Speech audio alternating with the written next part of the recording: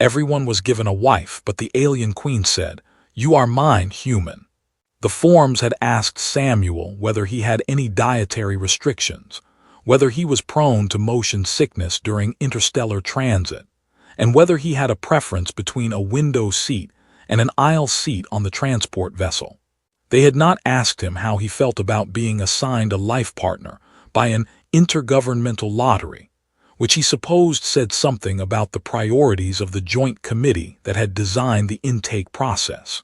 He had filled everything out honestly, no dietary restrictions, mild motion sickness but manageable window seat, and had arrived on Velreth Prime with a small bag, a translation earpiece that the embassy had mailed him 3 weeks prior, and the composed, slightly hollow feeling of a man who has made a decision that cannot be unmade, and has decided that the only reasonable response to that fact is to keep moving forward. The transport had been comfortable in the way that things designed by committee are sometimes accidentally comfortable, not because anyone had prioritized comfort specifically, but because enough people had argued for enough different things that the final result had averaged out into something that was, if not warm, at least inoffensive. Samuel had sat by the window and watched the stars do the thing that stars do when you are moving through space at a speed that the human brain has not evolved to process, which is to say, they did not streak dramatically past the way they did in films, but instead performed a slow, almost geological rearrangement that was either profoundly humbling or profoundly boring, depending on your disposition. He had slept for 6 hours. He had eaten something that the menu described as a seasoned grain bowl, and that tasted, not unpleasantly, like someone had described rice to a person who had never encountered it and asked them to reconstruct it from first principles. Velreth Prime had announced itself through the window as a planet that had decided, at some early point in its geological history, that it preferred purples and deep blues to the greens and browns that Earth favored, and had committed to this aesthetic with a thoroughness that extended from the vegetation to the sky to the specific quality of the light, which was lavender in the mornings, and deepened through the day into something richer and harder to name. The city where the ceremony was being held occupied a coastal shelf above a sea that was the color of a bruise healing beautifully, and the buildings rose from it in organic curves that suggested a culture that had arrived at architecture through biology rather than geometry. Samuel had looked at all of it through the transport window and thought, with the specific clarity that arrives sometimes in moments of significant personal upheaval, that it was genuinely one of the most beautiful things he had ever seen, and that this thought was doing absolutely nothing to address the more immediate situation. The ceremony hall was large enough that the scale of it registered in the body before it registered in the mind, a pressure at the chest, a slight recalibration of how far away things were. The other participants moved through it with varying degrees of composure. Samuel identified, in the time it took to find his designated waiting area, at least 3 people who were handling the situation worse than he was, and 1 person who appeared to be handling it significantly better, and who was either a very experienced lottery participant or had taken something prior to boarding. The translation earpiece cycled softly through ambient conversation and rendered it into English with the mild, persistent wrongness of a very good translation, technically accurate in every word, slightly alien in every sentence. The hall filled. The lighting, which had been general and administrative, shifted into something ceremonial, warmer at the edges, more focused at the center, where a raised platform held the infrastructure of official proceedings.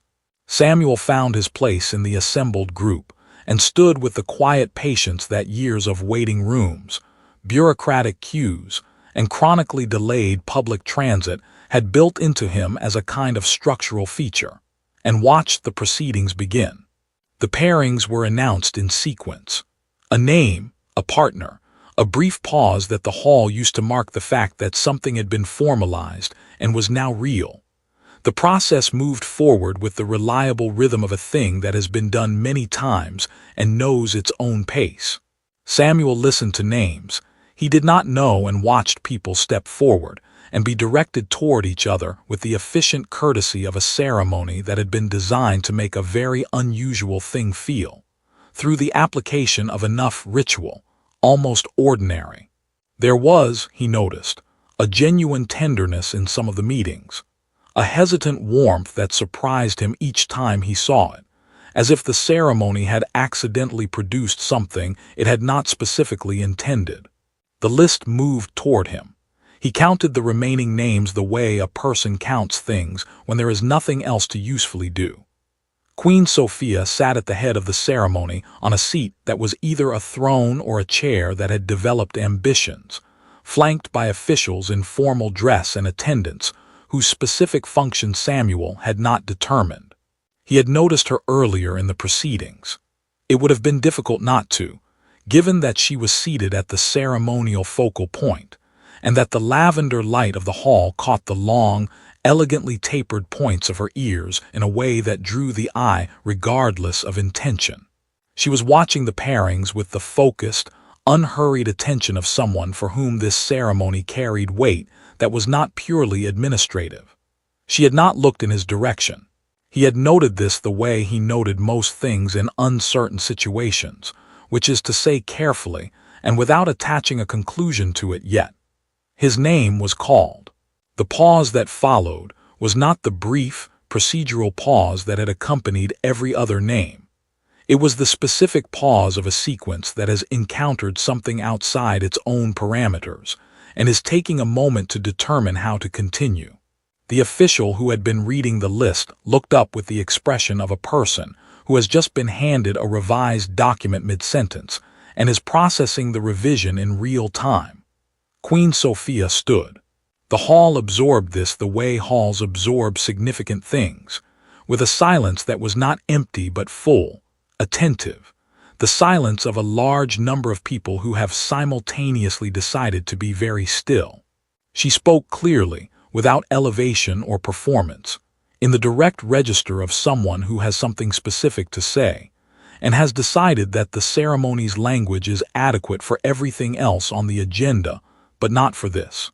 The translation earpiece rendered it a half-second later, in a voice that was not hers but carried the syntax of her intention intact. "You are mine, human." Samuel stood with the particular stillness of a man whose brain has received a significant piece of information, and is running several simultaneous processes to determine the appropriate response. None of them had yet returned a result. The hall remained quiet. Someone near the back, very quietly, dropped something small and metallic, and the sound it made against the floor was the loudest thing in the room.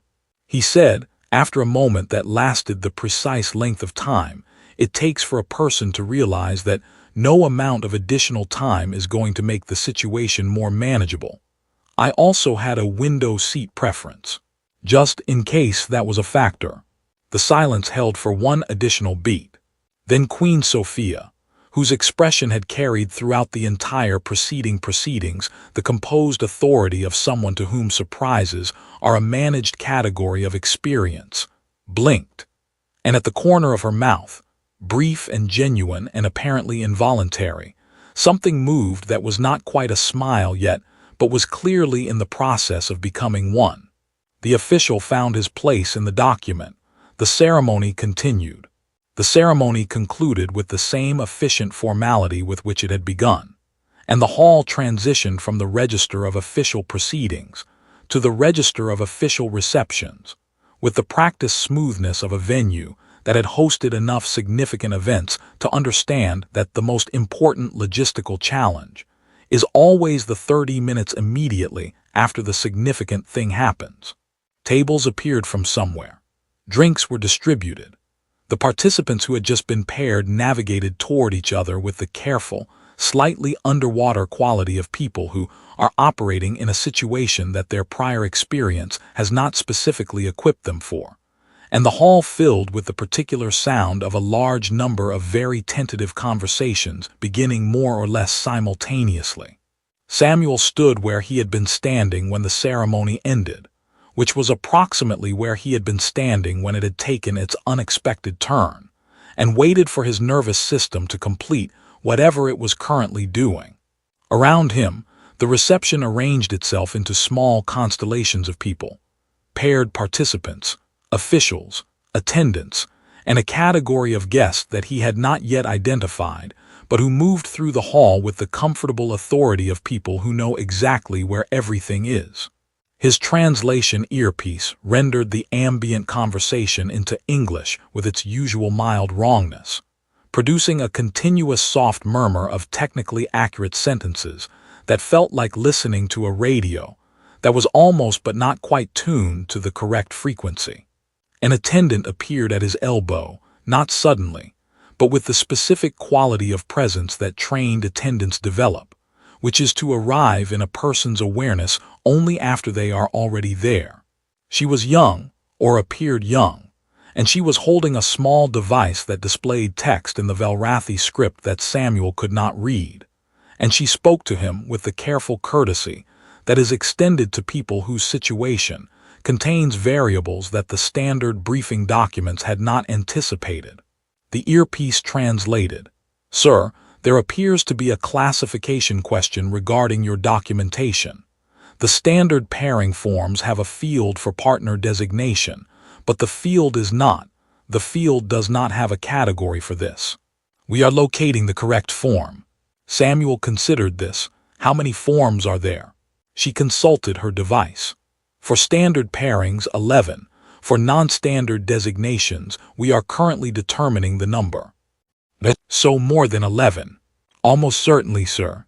He nodded with the equanimity of a man who has spent enough time in bureaucratic processes to understand that the volume of paperwork is inversely proportional to how much anyone actually knows what is happening. "I'll wait," he said, because this was both the accurate statement of his intention and the only available option. The attendant moved away with the relieved efficiency of someone who has successfully delivered a message that she was not entirely sure how to deliver, and Samuel accepted a drink from a passing tray without looking at it, and turned to survey the room with the calm, methodical attention of a person who is gathering information, because information is the only resource currently available to him. He found Sophia across the hall without difficulty. She was speaking with two officials who had the bearing of people engaged in a conversation that was professionally necessary and personally inconvenient, and she was doing so with the composed attention of someone who is fully present in a conversation, while simultaneously being aware of the rest of the room. She was taller than the officials she was speaking with, and the formal dress of the ceremony gave her a linear, unhurried quality, like something that had been designed with patience rather than urgency. Her ears, and Samuel noted them now with the deliberate, cataloging attention of someone trying to get past the novelty of a thing so that it can simply become a feature of the landscape, rose to elegant points that moved almost imperceptibly as she spoke, a small involuntary expressiveness that the rest of her bearing did not share. She glanced across the hall and found him looking, with the calm recognition of someone who had known where he was before he looked at her, and held the glance for exactly as long as it took to establish that it was intentional, and then returned her attention to the officials. Samuel looked away and took a sip of his drink, which tasted like something between citrus and electricity, and was either very good or extremely strange, and he was not yet sure whether those were different categories on Velrath Prime. The official who had been conducting the ceremony materialized beside him with the expression of a man who has spent a long career managing the gap between what events are supposed to do and what they actually do, and who has developed for this purpose a specific kind of professional serenity that is different from actual serenity, but serves most of the same functions. "Mr. Samuel," the earpiece rendered, "I want to offer a pause in which the translation earpiece searched for a word and found one that it clearly did not fully trust, contextual reassurances. This situation, while without precise precedent in the last 4 ceremonies, is not without precedent in the historical record." "That's reassuring," Samuel said. "The historical record is from approximately 600 years ago." less reassuring. The outcome was considered favorable, the official added, with the tone of someone deploying a fact that he acknowledges is doing limited work, but is the best available fact for the situation. Samuel nodded. The official, having discharged what he had come to discharge, moved away with the dignified efficiency of a man who has many other gaps to manage. Samuel finished his drink and was in the process of deciding what to do next when the room rearranged itself in the subtle way that rooms rearrange themselves around the movement of a person with significant authority, and Sophia was beside him. She did not announce the transition or preface it with social scaffolding. She simply arrived, in the same way she had spoken at the ceremony, directly, as if the space between intention and action was not a space she found it necessary to occupy for very long. "You are not panicking," she said. The earpiece delivered this in a tone that was observational rather than congratulatory, the tone of someone noting a fact that is relevant to their current assessment of a situation. "I'm doing it very quietly," Samuel said. "Internally, it's a personal style." She looked at him with the specific attention of someone recalibrating an initial estimate, and there was something in the quality of that attention, precise without being cold, curious without performing curiosity, that was more disarming than any warmth would have been. "I was told that humans in uncertainty become either loud or very still. I was a very still child," he said. "It turned out to be a transferable skill." Her ears moved slightly, that same involuntary shift he had noticed before, readable now as something adjacent to amusement. "The documentation issue will be resolved. My office is handling the forms. Your attendant mentioned there might be more than 11. There are currently 19, Sophia said, with the composed equanimity of someone to whom 19 forms represent a minor administrative situation rather than an existential one. My secretary is dissatisfied with this number. She will reduce it. To how many? She has not said. I have learned not to ask her about forms when she has a specific expression. She had that expression when I last saw her." Samuel considered this. Across the vast, lavender-lit hall of Velrath Prime, beneath a sky that was deepening outside the tall ceremonial windows into the rich unnamed color that the planet favored in its evenings, the reception continued its careful, tentative work of turning official pairings into the beginnings of something real.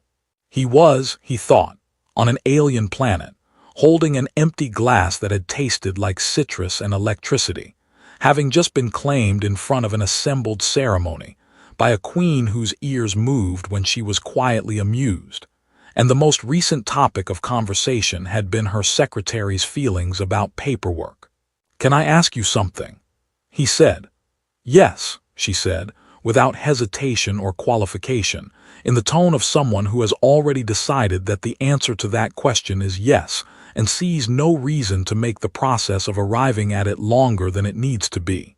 He looked at her directly. Why?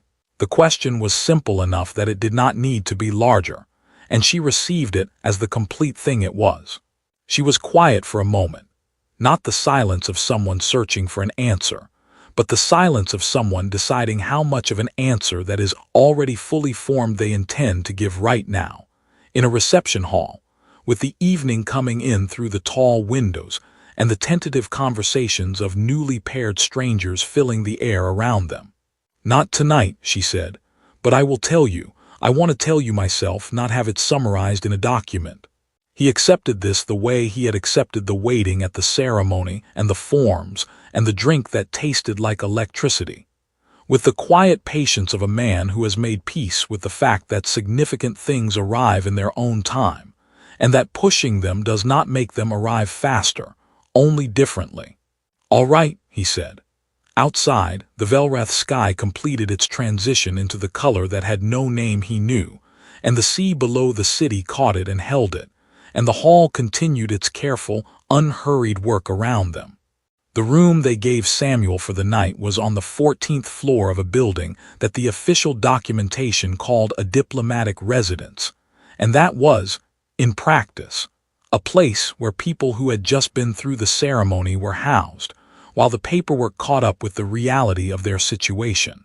The room was comfortable in a way that suggested someone had thought carefully about what a human might need, and had then consulted a very thorough reference document rather than a human, which meant that everything was slightly, thoughtfully wrong in ways that were difficult to specify. The bed was the correct shape, but the pillow resisted pressure with a gentle, persistent intelligence that suggested it had opinions about the optimal position for sleep. The window occupied most of one wall and looked out over the coastal city, which at this hour was lit in a way that made it look like something a person might dream rather than something a person might live in. All soft luminescence and deep color, and the distant rhythmic presence of the sea. Samuel sat on the edge of the bed with the particular quality of stillness that belongs to people who have a great deal to think about, and have decided that thinking about all of it simultaneously is not a productive approach, and worked through it in the methodical way that had served him in most situations that exceeded his prior experience. He was on Velreth Prime. He had been claimed, in front of several hundred witnesses and at least 4 officials, by the queen of a civilization that had been in formal diplomatic contact with Earth for 11 years, and whose culture he understood primarily through the briefing documents that the Joint Committee had distributed to lottery participants, which were thorough in their coverage of trade protocols and atmospheric composition, and significantly less thorough in their coverage of what to do when the ceremony took an unprecedented turn. He had, he thought, handled it reasonably well. He had not fainted. He had not said anything that the translation earpiece would have rendered as offensive. He had made one joke that had produced what appeared to be an involuntary reaction in a queen, which was either a very good sign or a very complicated one, and he had not yet determined which. He lay back against the opinionated pillow and looked at the ceiling, which was a deep neutral color, and had no opinions that he could detect, and felt the specific, clarifying tiredness of a day that had contained more significant events than days are typically designed to hold. His earpiece, which he had left on the small table beside the bed, chimed once, the sound it made when a message had arrived through the diplomatic communication system. He picked it up and read the text that appeared on the accompanying display, which was from Sophia's office, and which informed him, in the formal register of official correspondence, that Queen Sophia requested his presence for a morning meeting at the 9th hour, that the location would be the Eastern Consultation Room on the 3rd floor of the primary administrative complex, and that breakfast would be provided. Below the formal text, in a different font that suggested it had been added separately and possibly by a different person, was a single additional line, "The breakfast is good."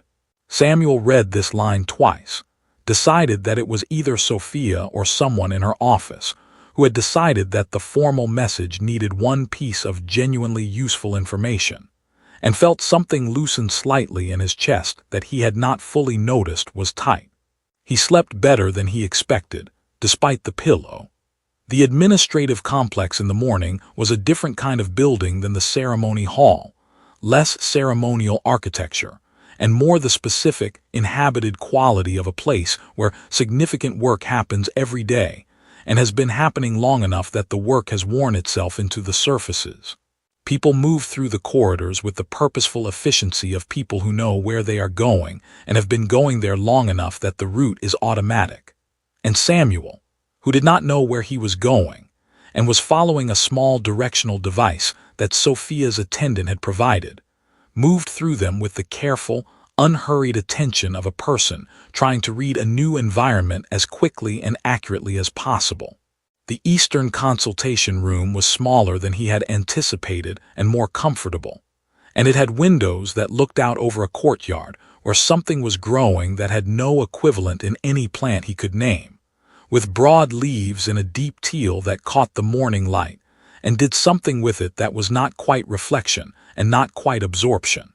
Sophia was already there, seated at a table that held the evidence of a working morning, a display surface with documents open, a cup of something that produced a thin aromatic steam, and the small, concentrated disorder of a person who has been reading carefully. She had changed from the ceremonial dress of the previous day into something that was clearly still formal but was formal in the way that working clothes are formal. And she looked, in the morning light, like someone who had been awake for a while and was using the time well. She looked up when he entered with the direct, unperformed attention he was beginning to recognize as simply the way she looked at things, and said, "You slept." "Eventually," he said, "the pillow and I came to an arrangement." The pillows in the diplomatic residence have a pressure-responsive filling that is calibrated for Velrathi physiology, she said. "I will have them replaced." "It wasn't hostile," Samuel said, taking the seat across from her that was clearly the seat intended for him. "Just opinionated. I respect that in a pillow." Her ears moved. He was getting better at reading the movement. This one was the small, lateral shift that accompanied the thing that was not quite a smile. She lifted her cup and held it for a moment before setting it down, and the gesture had the quality of someone who is organizing their thoughts, not through silence, but through the small physical actions that thinking sometimes needs as ballast. "I told you last night that I would answer your question," she said. "You did. I want to answer it properly, which means I need to tell you something about Velrathi pairing tradition first, so that the answer has the correct context. If I give you the answer without the context, it will sound like one thing, and with the context it will sound like a different thing, and the second thing is the accurate one." Samuel folded his hands on the table with the attentive patience of a man who is genuinely interested, and has learned that the fastest way to receive a careful answer is to give the person delivering it the space to deliver it carefully. "I'm listening," he said. She told him. The tradition was older than the current governmental structure of Velrath Prime, older than several of the governmental structures that had preceded it. And it had persisted not because it had been continuously enforced, but because it had been continuously chosen, each generation finding in it something worth keeping. The way certain things survive not through institutionalization, but through the repeated individual decision that they are worth the trouble. The pairing was not random in the way that the Joint Committee's briefing documents had implied. The selection process used a technology that the briefing documents had listed under the category of cultural practices and had not elaborated on, which was the category, Samuel had learned, where the Joint Committee placed things it did not fully understand and did not want to admit it did not fully understand. The selection technology, Sophia said, reads compatibility across several indices. Neurological resonance patterns, which are partially genetic and partially developed through experience. Cognitive architecture, not intelligence specifically, but the shape of how a person processes uncertainty, conflict, unfamiliar information. And something that does not translate well, because the Velrathi concept does not have a clean equivalent in any of the Earth languages in our records, but which is approximately the quality of how a person's presence affects the emotional environment of people near them, whether they add noise or coherence. Samuel sat with this for a moment, and the technology selected me. "The technology ranked you," she said. "It produces a ranked list. I saw the list before the ceremony." She paused, with the specific pause of someone arriving at the part of a thing they had been building toward. "You were first." The morning light came through the windows, and the teal-leaved thing in the courtyard moved in whatever passed for a breeze on Velrath Prime. Samuel thought about the briefing documents and the 11 forms and the 19 forms and the opinionated pillow, and about the ceremony hall and the pause in the sequence, and the way her ears had moved at the corner of a joke he had made almost by accident, and found that the pieces were assembling themselves into a shape that was surprising primarily in how coherent it was. "The tradition," he said carefully, "gives the Queen the right to select from the ranked list." "Yes, and the Queen is not included in the standard ceremony pairings. The Queen's pairing is announced separately, at the head of the ceremony, if the Queen chooses to pair in a given cycle. It is not required. Many queens do not." She looked at him with the direct, undeflected attention that he was now certain was not a performance of confidence, but simply the way she engaged with things that mattered to her. "I chose to." He was quiet for a moment, not the quiet of someone without a response, but the quiet of someone giving a response the weight it deserved before it was spoken. "Because of the list." "Because of the list," she said.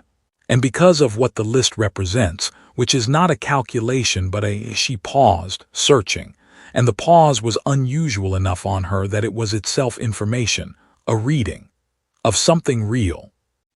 Outside, a small creature that Samuel had no name for landed briefly on the broad teal leaf nearest the window, regarded the consultation room with the brief, disinterested assessment of something that has its own concerns, and departed. Samuel looked at Sophia across the table with its working documents, and its aromatic steam, and the specific intimate disorder of a morning that had not been staged for an audience, and felt the particular quality of a moment that is asking to be met rather than managed. "The breakfast," he said, "is in fact very good." Her ears moved, and this time the smile completed itself, brief, genuine, and entirely unguarded, the expression of a person who has been seen doing something they had not planned to be seen doing and has decided, in the space of a moment, that they do not mind. The 19th form, it turned out, was the one that mattered most and had taken the longest to locate because no one in the current administrative infrastructure had known it existed. Sophia's secretary, whose name was Dara and who had the specific, compressed energy of a person who treats organizational problems as personal affronts, had found it in an archival system that predated the current governmental structure by approximately 200 years and had not been formally decommissioned, because no one had remembered it was there. She had presented it to Samuel on the third day with the expression of someone laying down a winning hand at a table where the stakes had been unnecessarily high, and he had signed it with the pen she provided, which was a Velrathi instrument that wrote in a bioluminescent ink that faded from gold to a deep violet as it dried, and which was either a very elegant piece of cultural tradition or the most impractical writing instrument he had ever encountered, and he was choosing to consider these possibilities as not mutually exclusive. The signing had taken place in a small administrative office 2 floors below the Eastern consultation room, in the presence of Dara, 2 official witnesses, and a wall display that ran a continuous quiet diagnostic of the archival system it had taken her 3 days to excavate, as if reassuring itself that the effort had been worth it. Samuel had signed his name and watched the ink move through its color transition, and thought that there were very few moments in a life that are legible as turning points while they are happening, and that this was one of them, and that the appropriate response was to be present for it rather than to be somewhere else in his own head while it occurred. Dara had taken the form with the reverent efficiency of someone securing a document of significant historical and personal importance, had told Samuel that copies would be filed with 4 separate offices as a redundancy measure, because she did not trust a process that had already surprised her once, and had then looked at him with the brief, appraising directness of someone, deciding whether a person is adequate to a situation they have been placed in. She chose well, Dara said, and walked out before he could determine whether this was a compliment or simply an administrative assessment. In the days that followed the signing, Samuel learned Velrath primed the way. A person learns a place when they are living in it rather than visiting, not through monuments and designated points of interest, but through the texture of ordinary time. He learned that the building's environmental system, which regulated temperature and light in response to occupant activity, had been calibrated for Velrathi physiology, and interpreted his tendency to sit very still while thinking as an indication that the room was unoccupied, leading it to reduce the lighting to near darkness on 3 separate occasions while he was in the middle of reading. He learned to move slightly every few minutes, which solved the problem and also gave him an odd sympathy for the environmental system, which was doing its best with the information available to it. He learned that the sea below the city was called something in Velrathi, that the earpiece translated as the patient water, which he thought was either very poetic or very geological depending on the original intention, and that in the early mornings it produced a sound that carried up to his window and was the most purely peaceful thing he had experienced on the planet or possibly anywhere. He and Sophia met every morning in the Eastern consultation room, which had acquired over the course of a week the specific quality of a place where two people have talked enough that the room remembers them. She worked while he read, and they talked in the way that people talk when the conversation has moved past the stage of deliberate construction and into the stage of simply saying things because the other person is there, and it has become natural to say them.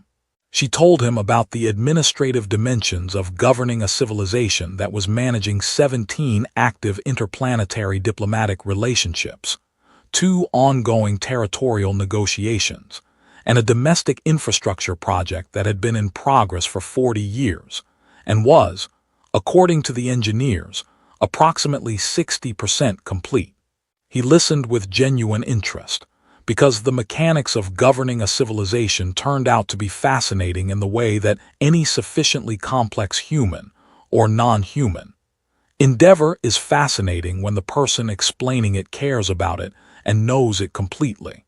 He told her about Earth, not the Earth of formal diplomatic documents, but the specific, granular Earth of a life actually lived in it, the way cities sounded at different hours, the particular quality of seasons in the part of the world he had grown up in, the strange collective experience of being a species that had known for 30 years that it was not alone in the universe and was still, in most of its daily operations, behaving as if this were a fact that had not fully arrived yet.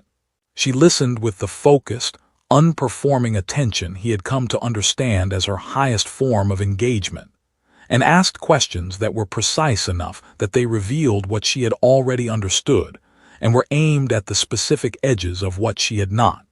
On the 6th day, she showed him the compatibility technology. It was not what he had expected, which he acknowledged to himself was a low bar given that he had not known what to expect. It occupied a room in the deeper administrative levels of the complex, not a large room and not a dramatic one, which he found he respected. It had the look of something that had been built to last rather than to impress, and it had been lasting for a considerable time. The display surface at its center showed, when Sophia activated it, a visual representation of the index readings it had produced, 2 overlapping structures in the soft bioluminescent palette that Velrathi display technology favored, one of which was hers, and one of which, she told him, was his, derived from the bioscan that had been conducted as part of the lottery intake process, without being specifically identified as such in the documentation, which was either a reasonable privacy measure or a significant administrative omission, and was probably both. The structures were different in their specifics, the architecture of 2 separate people, developed through separate lives on separate worlds, and where they overlapped they produced a third color that was not present in either structure individually, a deep, specific resonance that the display rendered in a shade that was somewhere between the gold of the archival ink and the violet it became as it dried. Samuel looked at it for a long time. "This is what the tradition is based on," he said. "The tradition is older than this specific instrument," Sophia said. "The instrument was developed to make legible something that the tradition had always known how to recognize without making it legible. The instrument did not create the tradition, it confirmed it. And you saw this before the ceremony." "I saw this before the ceremony," she said. "I had seen the lists from previous cycles. I knew what the readings looked like when the compatibility was moderate or significant. I knew what they looked like when the index was high." She looked at the display with the expression of someone regarding a thing that changed something for them when they first saw it, and has not stopped being the thing that changed it. I had not seen them look like this. He stood beside her in the quiet room with its patient technology and its bioluminescent display, and felt the thing that he had been feeling accumulate over the course of the week resolve itself into a clarity that was not simple. Nothing about the situation was simple, but was complete. The way a sentence is complete when the last word lands exactly where it needed to and the meaning closes around it. "I want to tell you something," he said. "Yes," she said, in the same unhesitating way she had said it in the reception hall, the tone of someone who has already decided that the answer is yes before the request is fully formed. "I came here prepared to make the best of an arrangement," he said. That was the honest version of my state of mind on the transport. I had decided to be open to the experience and reasonable about the outcome, and not to expect more than a workable situation. He paused, not for effect but because the next part required being said accurately. "That is not the state of mind I currently have." Sophia was quiet for a moment, with the quality of quiet that was not absence but attention, the specific attentiveness of someone receiving something they have been waiting for, without having admitted to themselves that they were waiting for it. "What is your current state of mind?" she asked, and the question was careful in the way that questions are careful when the answer matters significantly. "Significantly less managed," he said, "and considerably more invested," which is either a reasonable development given the available evidence or a testament to the persuasiveness of bioluminescent ink. Her ears moved. The full, unhurried movement that he had learned over the course of the week was distinct from the small lateral shift of mild amusement, the one that accompanied something that had reached further in. The smile followed it, and it was the same unguarded smile he had seen once before, in the consultation room over the breakfast that had in fact been very good, and it had not become less significant for being seen a second time. "The ink," she said, "is persuasive. I will pass your feedback to the archivists." They remained in the room with the patient technology for a while longer, the display running its quiet bioluminescent record of two structures and the third color they made together. And then they walked back up through the administrative complex into the morning, which was doing the thing that mornings on Velrath Prime did, the lavender light deepening gradually toward the richer unnamed color of midday, the sea audible at a distance, the city going about the ordinary business of a civilization that had been here long enough to be unhurried about most things. In the weeks that followed, Samuel would learn more Velrathi than he had expected to, would have 3 more significant disagreements with the environmental system before Dara had it recalibrated, would send long messages back to Earth that he was never entirely sure how to categorize, not quite reports and not quite letters, something in between. He would sit in the Eastern consultation room across from Sophia and work in the comfortable parallel quiet of 2 people who have found that the other person's presence is a good condition for thinking. And he would look out at the courtyard, where the teal-leaved thing grew, and feel the specific, unhurried quality of a life that has found its footing in unexpected ground, and discovered that the ground is good. He had come to Velrath Prime with a small bag and a window seat preference, and the composed patience of a man who had made peace with uncertainty. He left that version of himself in the ceremony hall, somewhere in the pause after his name was called, in the moment before she spoke. What he had now was harder to carry and considerably more worth carrying.